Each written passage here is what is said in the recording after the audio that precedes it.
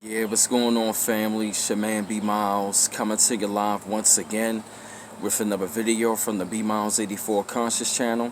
I actually want to come to y'all with another video, man, this morning.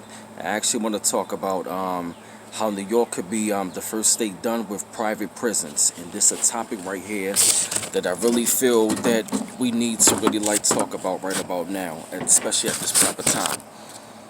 And I'm actually going to read some of the notes from the article, and I'm actually going to leave the article in the description box so you can also do the research on your own, okay? And now this is actually going to be the intro, to the bill. And now they were saying with many corporations having capitalizations that make them larger than countries, it can sometimes feel hard to imagine governments effectively being able to set limits on companies, let alone entire industries. We've seen this recently in the case of tech monopolies having federal and regulatory agencies completely befuddled on or on a more local level. The difficulty communities have getting corner stores to sell fresh food, endless cigarettes and liquor. Now they were saying New York State has been leading the way in flexing its muscles, also with respect, for the private prison, with the respect to the private prison industry, having taken three concrete actions against private prisons. Number one, what they saying is prohibiting private prisons from operating within the states. Divest some state, also number two, divesting state pension funds from the largest private prison companies, CEO Group and Core Civic, and then just last week, also number three, a part of the bill, which is going to be S 5433 in the state Senate, which would prohibit New York State charter banks from quote unquote investing and providing financing to private prisons. And they saying that these three those are actually going to be the three policies, and these three policies right here, which is going to come as the bill as S5433 goes to the assembly and ultimately to the governor for approval as soon as pretty much this week. So what they talking about is actually going to be talking about private prisons, prohibition on private prisons, private prison divestment, and also bank restrictions to the bill on private prisons.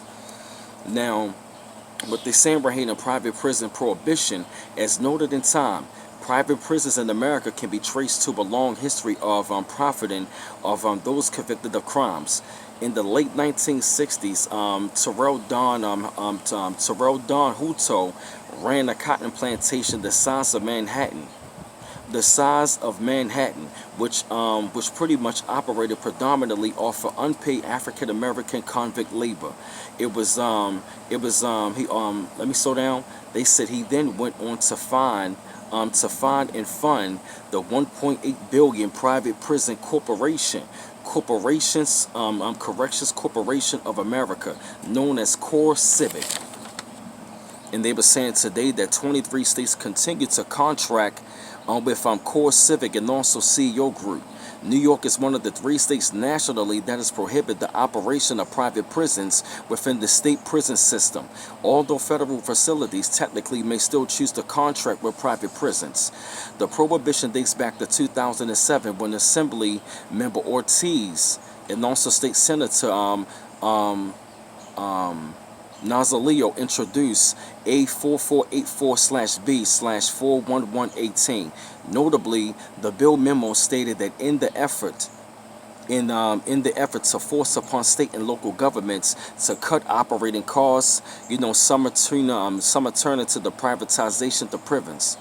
And also they say inevitably hungry, bottom line adventurers appear ready to the public money. And they also talking about private prison divestment. In July 2018, New York State divested $10 million from Core Civic and CEO Group under the leadership of the state comptroller Thomas DiNapoli. And they were saying the issue was originally raised Senator Brian Benjamin of District 30, Harlem, East Harlem, in the Upper West Side, who work closely with the comptroller's office. They were saying that 10 million is a tiny piece of the state's 207 billion pension fund. But ironically, this is part of why nationally of such a eerie action for states to take, given that it's the impact on portfolio performance, typically considered to be negligible. They also say its impact is seen to be more systemic and inspirational as millions of pension fund participants. I'm sorry, millions of let me slow down. Millions of pension fund participants included in New York, which is 1 million, which is 1 million in New York system alone. And also bank restrictions. They also said on June 11, 2019, the New York State Senate passed Bill S5433, prohibiting banks chartered in the states, whether U.S. or international, from financing private prisons. As Senator Benjamin noted introducing the bill in front of Bank of America branch, he said, quote unquote, the goal is to starve private prisons of capital. He said, my constituents do not put the hard-earned savings in banks like the one we are standing in front of, expecting those funds to be used for mass incarceration. He said, it must bring an end to private prisons. So that is exactly what they're talking about right now, because a lot of the funds from these banks are actually financing private prisons. So pretty much a lot of our people, in minority communities, so-called black and brown, but in particular in African American communities, in other black communities, far as like Afro Latino, Afro Caribbean communities, but in particular when it comes down to the African American community, we feel that the most, because a lot of us put our monies into those banks, in particular the bank called Bank of America.